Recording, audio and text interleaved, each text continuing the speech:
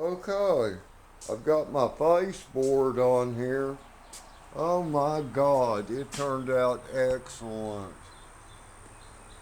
You can see it right here. That's the baseboard. Let me give y'all a street view. It came out perfect. Man, it came out perfect.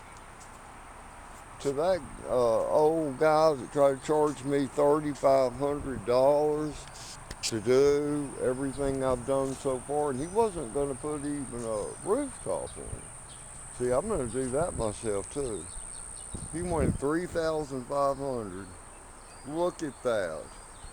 There's my work right there.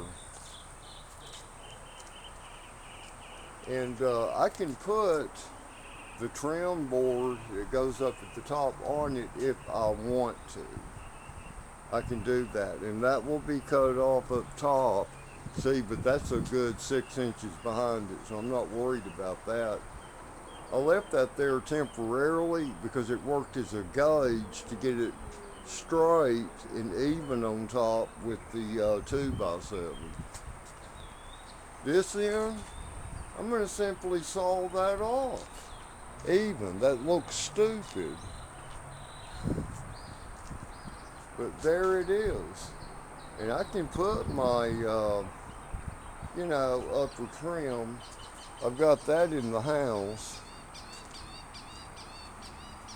That's for the upper, and then the what's called the metal roof edging that goes up on top of it.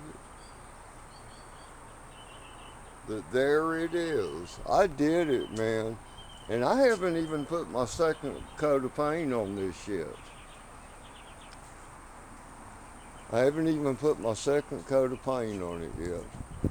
But there she is. And I did it to it. See, I fixed all that up there, over there, on the other side of the house. Everything's great, man. Oh, I'll show y'all what I mean by that upper trim. Oh, here's my babies. That's my family, y'all.